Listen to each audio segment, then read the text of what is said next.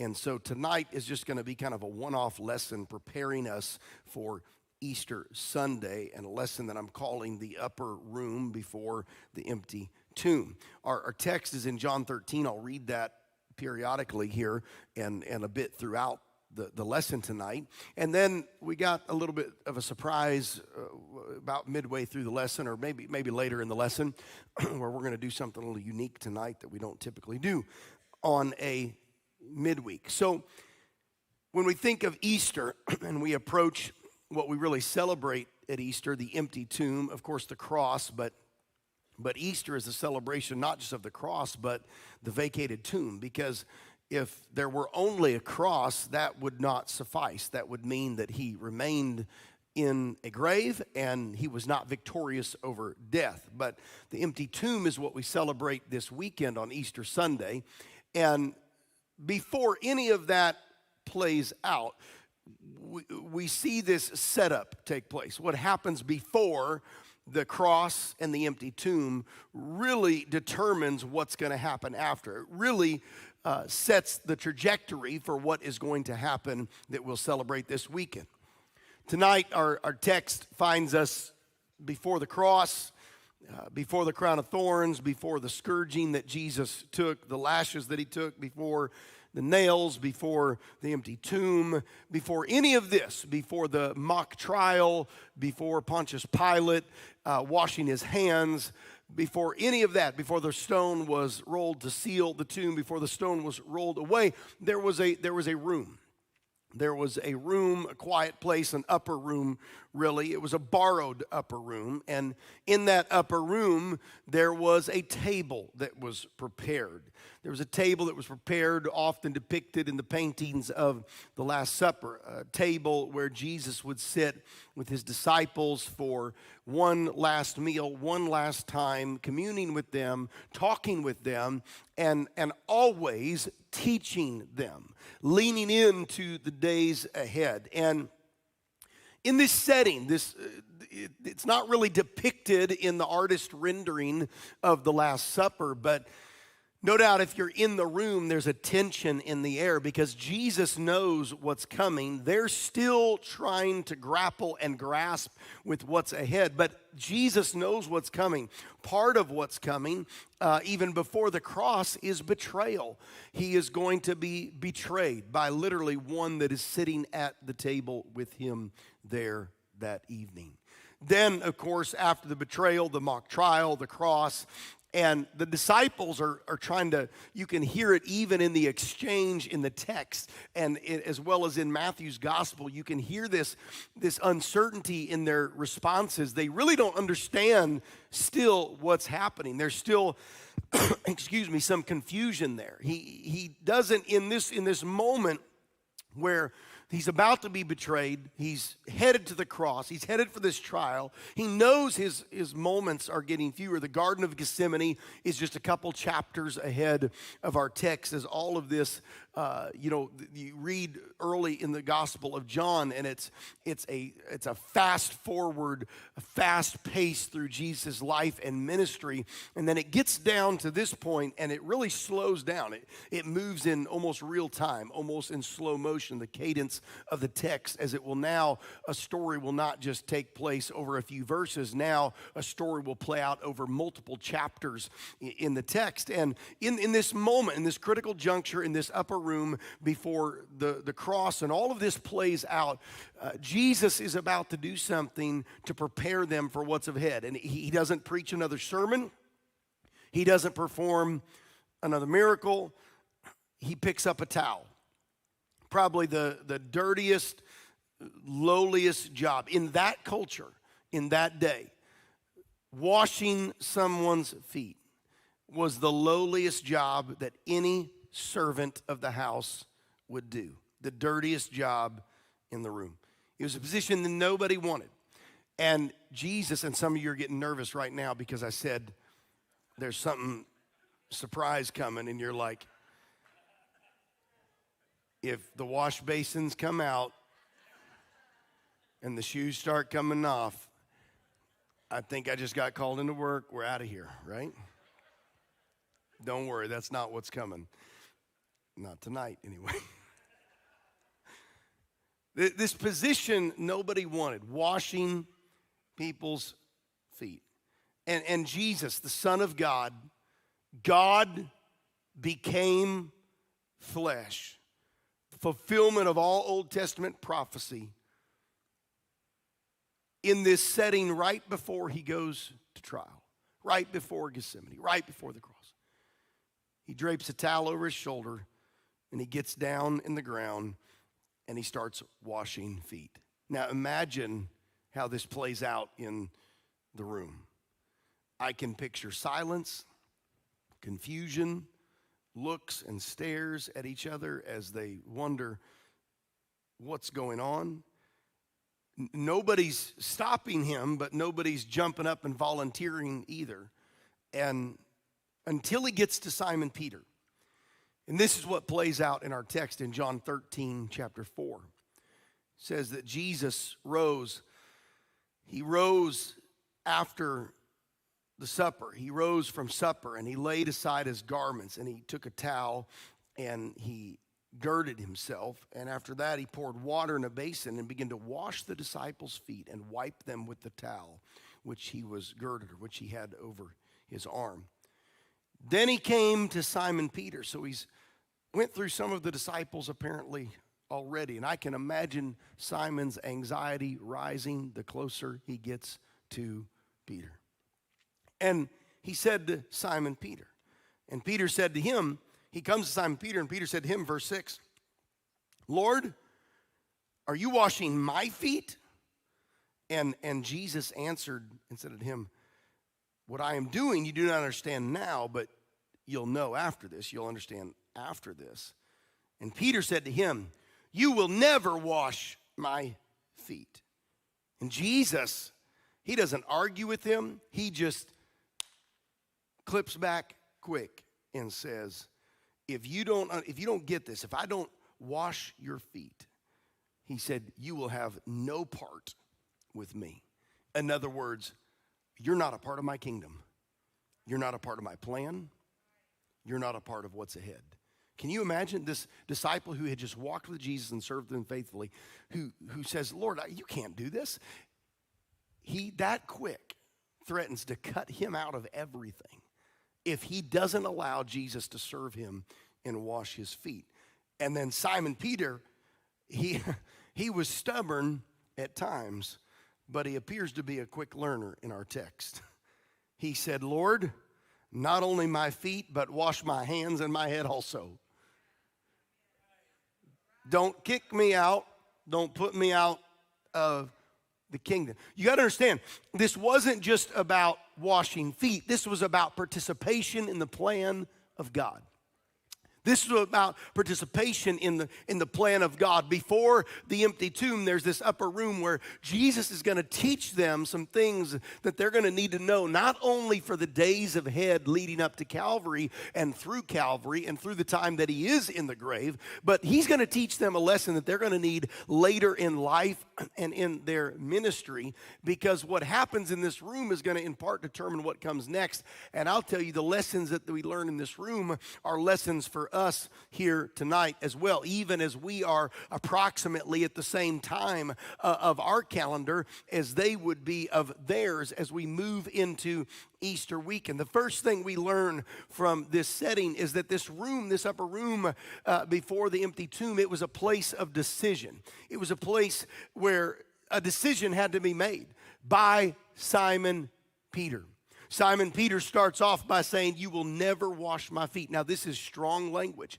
This is strong language. And we know Simon Peter was a strong apostle. He was a strong disciple. He was outspoken. He was not afraid to speak his mind. He was not afraid to say what he thought. And what's curious to me is Simon Peter, you got to be careful when you speak too strong, too fast sometimes. Don't ask me how I know. Don't look at me like I'm the only one. Every one of us, sometimes our mouth outruns our brain. And there should have been a stronger amen. And Simon Peter doesn't He doesn't say, Lord, I don't understand. He says, Lord, I refuse. No, you will not wash my feet. Simon is not rejecting Jesus, but he's rejecting how Jesus chooses to work. You know, you can love Jesus and you can still resist Jesus. You can love Jesus and still push back against what he's trying to do in your life. I've seen people do it for decades of ministry, that people who love Jesus, people who want to serve him, people who want to do what's right, people who want to do well, but something in their flesh just resists and push back against the work that he is trying to do in their life. Peter's resistance, it was probably rooted in pride. He was a very proud apostle. That plays out in his story. It was probably rooted in misunderstanding. He doesn't comprehend why Jesus is doing what he's doing. And it's probably rooted in an expectation, a preconceived idea of how this should play out. If anybody's going to wash anybody's feet, it should be us washing your feet, Master. If anybody is going to serve, it should be us serving you, Jesus, or it should be the lowliest servant in the house that's washing everybody's feet. Jesus, here again, as he did throughout his earthly ministry, turns the social order on its head. He turns it upside down. That was part of his whole message, not in some social gospel aspect or some political, from some political perspective, but Jesus said, the last shall be first and the first shall be last. He said, the greatest of these will be not your master, not your Lord. The greatest of these will be your servant. Jesus turned all of their cultural norms on their head, and he does it here in this text as well. Jesus, Simon Peter's saying, this doesn't fit my picture of what should be happening here or what you should be doing. It doesn't feel right. This isn't well, this is where we are guilty sometimes. It's not how I would do it, Lord. Now, you're probably not brave enough. Probably not brave enough to say that, but we feel that way. We get upset at God when he doesn't do it our way, when he doesn't do it in our time, when he doesn't move how we want him to move. And when God chooses to work his way, we got to understand this is where it hits us right between the eyes in 2026, because often God moves in ways that today that feel uncomfortable, that feel unfamiliar, that sometimes are even inconvenient. Can I just tell you tonight, in serving God, some of your greatest breakthroughs will come through some of the most uncomfortable processes. Let me say that again. Some of the greatest breakthroughs you'll have in serving God will come through some of the most painful and uncomfortable processes serving God. Simon, I know this is uncomfortable. I know you don't understand this. I know God will not always work in ways that fit your preference. God will not always work in ways that fit your past behavior. God will not always do things that fit with your frame of reference, but he will always work according to his predetermined plan. He will always work according to his future purpose in your life. Now, that's where we just got to step back and say, Lord, you know the end from the beginning. You know what needs to happen here. And God, I'm going to trust you. I'm going to lean into you. I'm going to lean into your presence. I'm going to do what you tell me to do. And Peter has a choice. He's either going to refuse or he's going to let Jesus do. He has a decision to make. He's brought to a place of decision. This room is a place of decision. If I'm going to let Jesus do this or not. And I'm going to tell you, every one of us, the church ought to be a place of decision. This room ought to be a place of decision. If God's not challenging you here, you're probably not paying attention. If his word isn't challenging you, you're probably not paying attention. If his spirit isn't challenging you, you're probably checked out or disengaged. It'll challenge us. It'll provoke us to a decision. Every one of us, it'll provoke us. Every one of us has a human will. We've heard the phrase willpower. You might have heard me say this once or twice. Everybody does have a willpower, and everybody has a won't power too. and you make up your mind. I will or I won't. What does that mean for us in church? What does that mean for us Easter Sunday? You make up your mind. I will worship or I won't worship. There's nothing the music team can do on any given Sunday to make you worship. And there's nothing they can do on any given Sunday to stop your worship. There's nothing one of my peers or friends or fellow saints in the church can do on any given Sunday to make me worship or to stop me from worshiping. I've got a will and I've got a won't. I will worship or I won't worship. It's up to me. I will engage in service or I won't engage in service. It's up to, I will respond to preaching or I won't respond to preaching. I will pray or I won't pray. It's in our hands. Every one of us has a decision to make when we get into a place, an upper room, if you will, in the presence of God. I'll move when God moves or I'll sit when God moves. Well, on any given Sunday, not just on Easter, not just on the week of Easter, nobody determines what you get out of a service except for you. Well, everybody good? Peter's in the right room. Peter's with the right person. He's with the right company. He's in the right moment. But he's going to miss his moment if he doesn't wake up and pay attention or if he chooses to resist. Everybody say, it's up to me. You can sit in the room and still resist the work. You can be present and still be closed off. You can be in the room and in the seat but not engaged in what Jesus is trying to do.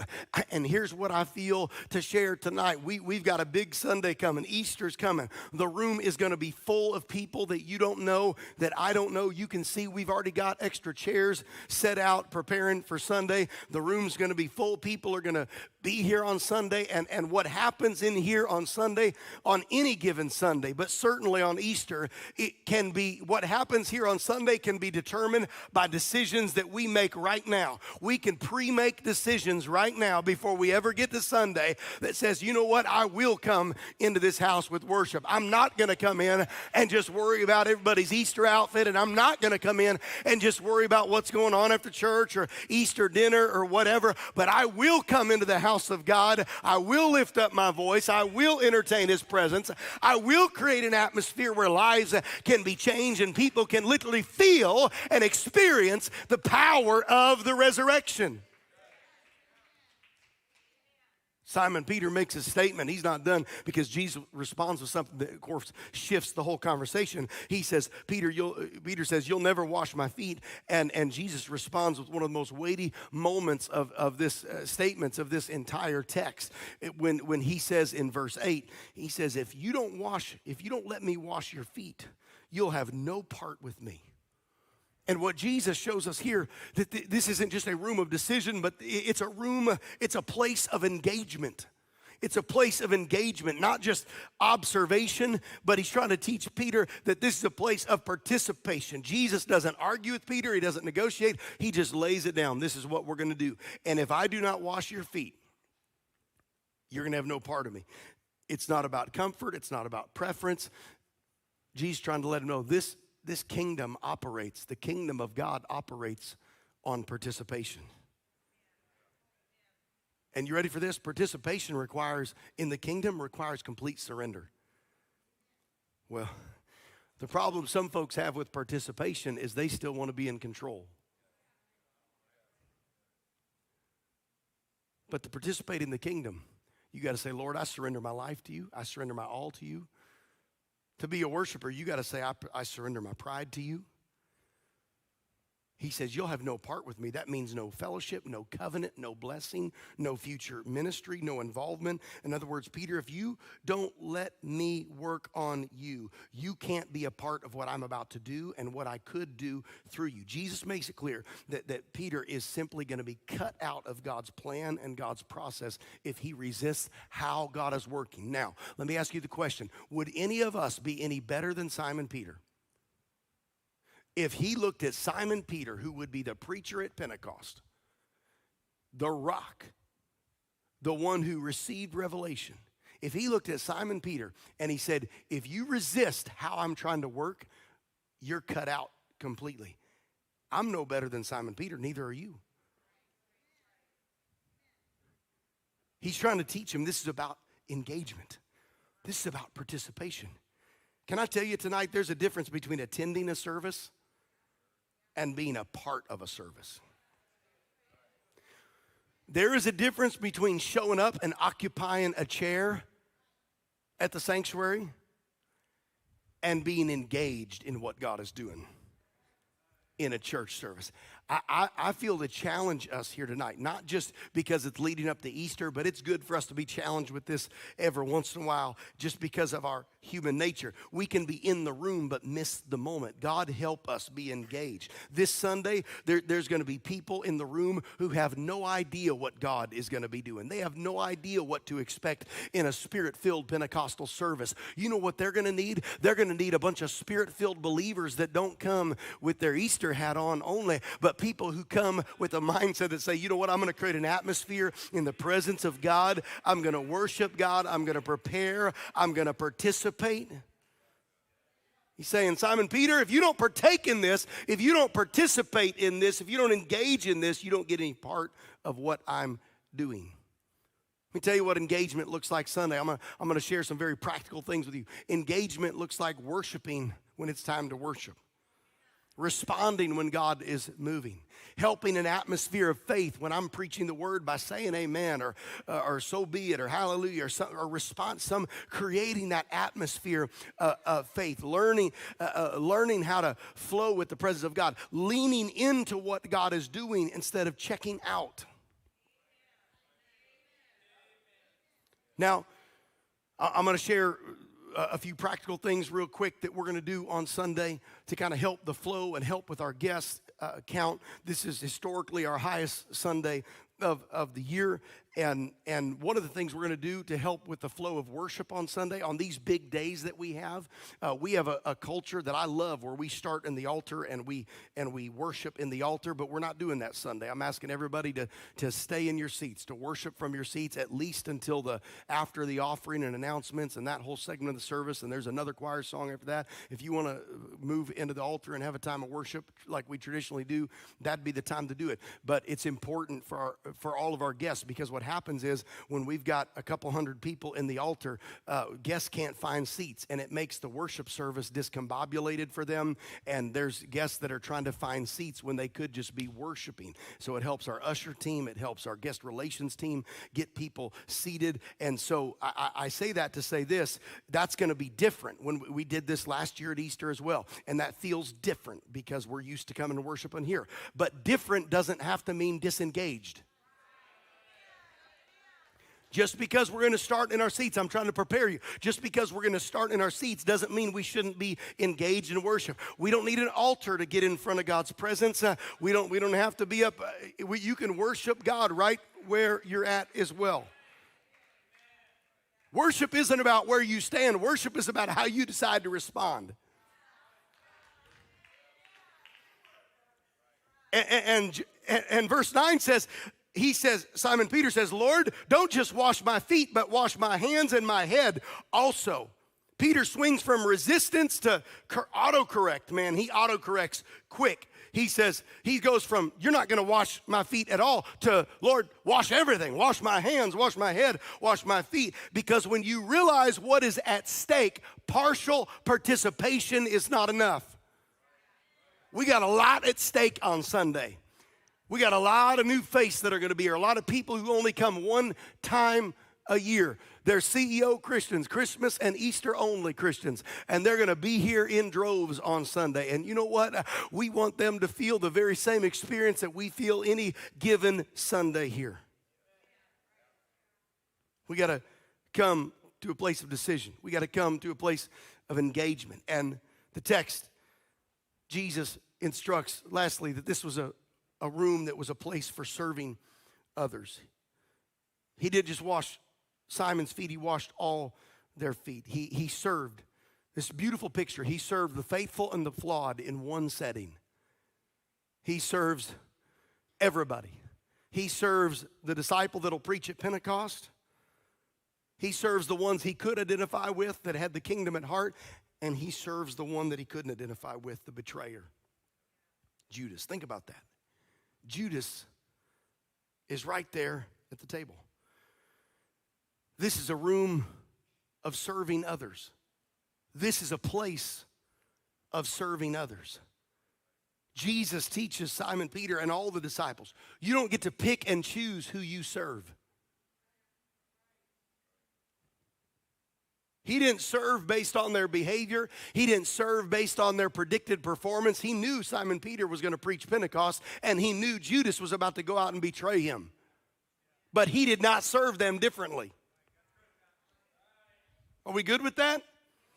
Before Jesus went to the cross, he's preparing the disciples by teaching them to serve, by humbling himself and humbling them and repositioning them and changing their thinking. And I know, again, I said he gets down on his knees and he washes his hands and knees and washes their feet. We joke a lot about, foot washing and stuff, but I don't know if there's anybody been around church long enough to remember days when we had foot washing, and we do joke about it, but I'm telling you, there were some powerful services that I don't think it wouldn't hurt to bring back in our culture today. And I'll just tell you, you can skip that whenever we do it if you want to, but when the Lord gives me the green light, don't just expect that it's going to come at some point. We've got to serve one another. There's no more humbling act. Some of y'all like, Googling other churches near me. Don't worry, Sanctuary is going to pop up at the top of the list. Google's going to help bring you right back home, okay? You can just be sick that Sunday. It's okay. I didn't say it was fun. Well, I don't have time to digress tonight, but some folks' pride, it would do them real good to get down and wash somebody's nasty feet. Okay. Jesus is teaching us, and what we have to get before Easter weekend is we've got to move from attendee to servant, from church member to servant, from just somebody showing up to say we're here to servant. And servant doesn't start when they get here. It can start before they get here. That's why we've got all these cards. We did a mass mailer, and these are the leftover cards of the mass mailer. Serving can start before they even get here. You can serve by getting somebody an invitation to get here. Now, I'll tell you, there's 3 easy ways to invite somebody. You can text somebody, call somebody. How many have already started doing that since we committed on Sunday? I asked everybody to commit to 5 people to reach out. Thank you for those raising your hands. If you weren't here on Sunday, I challenge you to join us. Reach out to 5 people, a personal text or a phone call to someone. Don't just post about it. Invite somebody personally. But then there's a physical invite. You can take one of these invites, take a few of them, pass them out. Help us get them in the hands of as many people as we can. There's a digital invite. We've got our social media team is doing an awesome job. They've got posts out there. Go share some of those posts. There's a post that has all our Easter times. It's a picture post. There's a video where I'm inviting people in the Quad Cities to come join us here for worship. Go comment and share some of those posts. There's other ones that they're going out this week. We're not just trying to host a Sunday service. We are trying to steward an encounter where the people that we have prayed for all year long across the Quad Cities, some of them are going to be showing up right here. So we're not just preparing for a normal service. We are stewarding a weekend. We are stewarding an experience. We are stewarding an encounter with somebody to have with God. Let me give you a few practical points, and then we're going to do something a little different here. We're going to shift gears. I want to give you a couple practical points. Please help us remember hospitality first. Hospitality first. Let guests go first. Let guests have preferred seats. We all like aisle seats. Let guests, if somebody comes, a guest looking for an aisle, just slide over instead of making them crawl over top of you. Let them go first. Let them go first in the coffee shop line. This isn't an inconvenience. This is serving. Well, you can help us with parking. You should have gotten an email about 2 o'clock today from the church office where we sent out a bunch of these points. So if you didn't notice that, you can go back and check your email. If you didn't get the email, it's probably because we don't have your email address. But we detailed a few other things about Easter weekend. Help us out. Carpool. Drive fewer vehicles if you can. Park further away from the door if you can. And let our guests have the premium spots. Your extra steps that you take by parking further away might help set up somebody else's first step. They might come in and find an easy place to park. Last year at Easter, we had people parked up and down the frontage road of John Deere. So those of you that weren't here or don't remember that, our parking lot team they were trying to park people. They were parking them literally out on the road. So help us out. Drive as few vehicles as you can. We're actually asking all of our staff, people who are serving, anybody serving anywhere, to park down below or in the back 40 out on the ball fields. Don't get stuck out there. We got some rain, but it would help us if anybody who's physically able would be able to do that. It's supposed to be sunny and nice on Sunday. Some of y'all are looking at me like a mule staring at a new gate. I got to give up my parking spot, Pastor? Oh. I hope you not only give up your parking spot, I hope you give up your seat too. Come on, folks. Don't let our flesh get in way of the revival that we've been praying for. What did we do all this for? We didn't do this for ourselves. So if you're physically able, park as far as you can from the church. Let's leave the parking lot as open as we can for our guests. Seating, I already covered that. Our kids check-in. If you got kids and sanctuary kids, I'm going to ask that we put these details in the email. They've already been communicated. Pre-check-in online. We already got new iPads and new printers additional to help with the traffic this weekend for the 2 kids check-in areas. But if you can check your kids in early on the app, just scan it. It'll be a much easier process.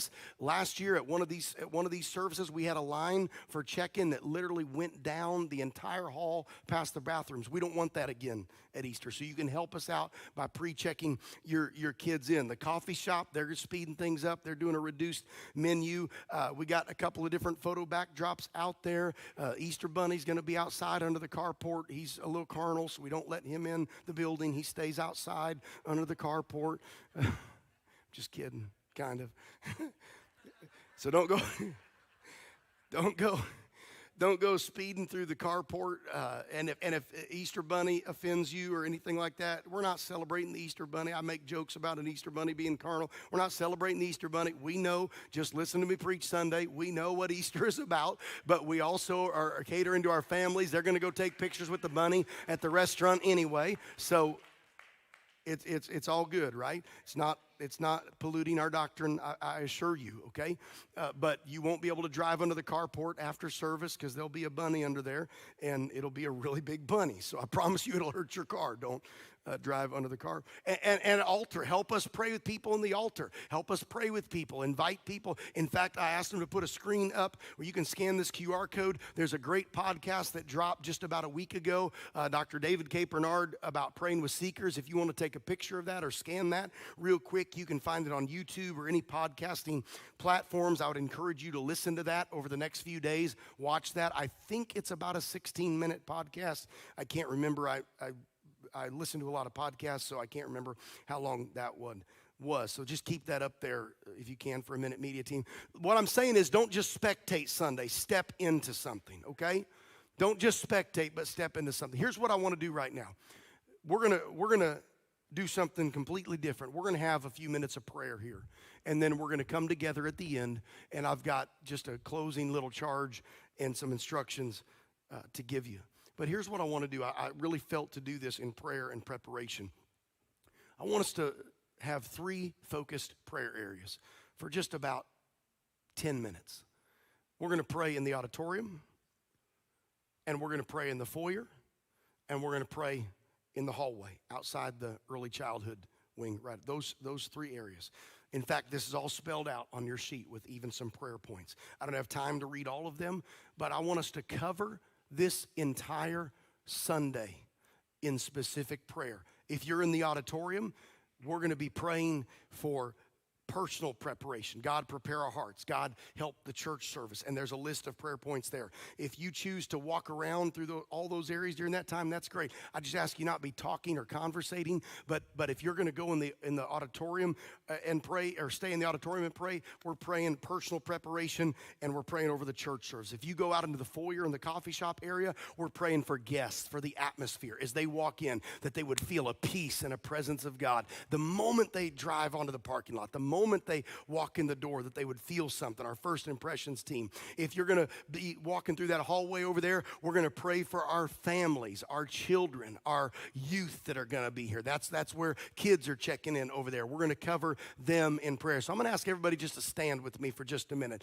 And the lesson's not completely done, but we're going to come back together here in just a couple of minutes. They're going to put some prayer prompts on the screen that are reflected in your notes. You can take this with you and just use this as a prayer guide. If you want to start in here, spend 2 minutes in here, couple minutes out in the foyer, couple minutes in the hallway over there. If you just need to stay here, if you're not physically able to move around, I think together we can turn this into a house of prayer for just the next 8 or 10 minutes before we come back together to dismiss. And we're going to pray over every aspect of this weekend. Will you help me do that? You're going to put the music on. You can begin to move right now and go to wherever you feel to pray. And let's cover this place and let's cover this weekend in prayer. Lord, in the name of Jesus.